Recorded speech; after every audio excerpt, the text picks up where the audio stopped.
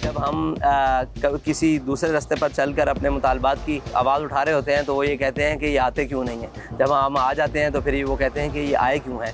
तो मुनाफिकों को खुश करना हमारे बस में नहीं। हमारे कायदीन जो भी लाया अमल तय करेंगे, अगले काम उसके लिए हम उसके लिए तैयार हैं।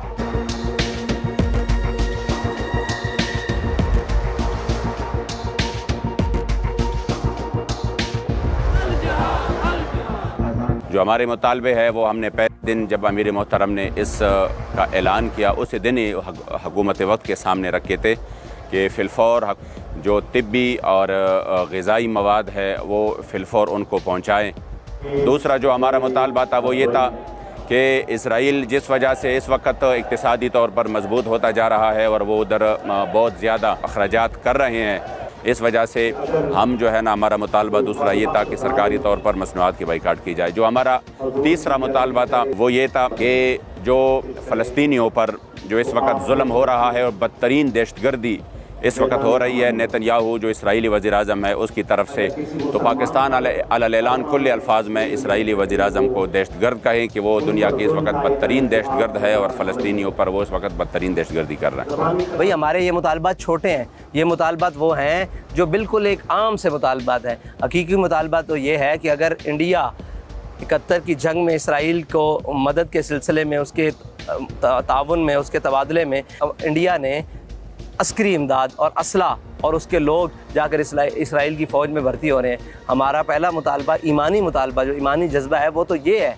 कि इनके साथ जो मिलकर इसराइल के ख़िलाफ़ जंग की जाए। लेकिन हमें पता है कि ये सारे उस अमरीकी शिकंजे और IMF के ग़ुलाम, और उसके कोई ऐसा लफ्ज़ नहीं है जो इनके बारे में बयान किया जाए। ये खड़े हो सकते हैं उनके बारे में, ये बातें मानने के लिए तैयार नहीं। आज तकरीबन चौथा पाँचवा दिन हुकूमत वक्त से हमारा ये मुतालबा है कि इस धरने को संजीदा ले और इस बात पर गौर व फिक्र करे कि हम किस मकसद के लिए आए हैं।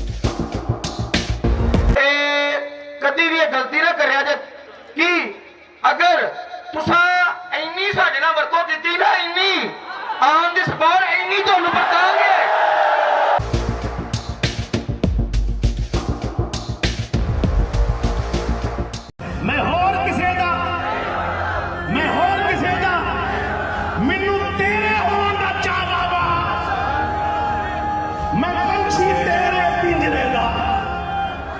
मैनू हाथी चौक चका बाबा, मेरा तन मन नचना चाहता है, मेरा तन मन नचना चाहता है, मैनू लबाइक दा नाच नचा बाबा।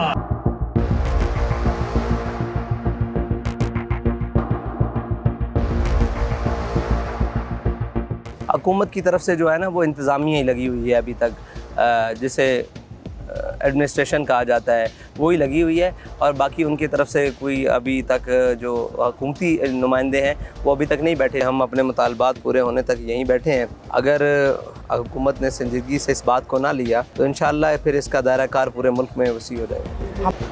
इस वक्त अगर हुकूमत संजीदगी से नहीं ले रही, जो TLP ने इस वक्त जो स्टांस लिया हुआ है, तो इसमें मैं यही मशवरा दूंगा, यही मेरी राय होगी कि TLP को फैज़ाबाद से फिर डी चौक की जानिब रुख करना चाहिए। अगर हुकूमत हमारे मुतालबात को मंजूर नहीं करेगी और हमारी बातों को सीरियस नहीं लेगी तो हम अपने पार्टीबाजी के लिए भी नहीं निकले हुए और ना ही हम अपने किसी मफाद के लिए निकले हुए हैं, बल्कि हम फ़लस्तीन के मफाद के लिए निकले हुए हैं, फ़लस्तीन के हक़ में आवाज़ बुलंद करने के लिए हम निकले हुए हैं। तो मेरी राय यही है कि इसके बाद TLP को फैज़ाबाद से डी चौक के जानिब रुख करना चाहिए।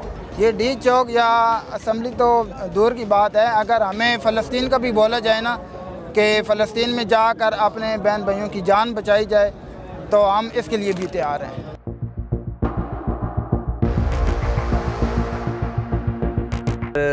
हुकूमत ने संजीदगी से इस बात को ना लिया तो इंशाअल्लाह फिर इसका दायरा कार पूरे मुल्क में वसी हो जाएगा।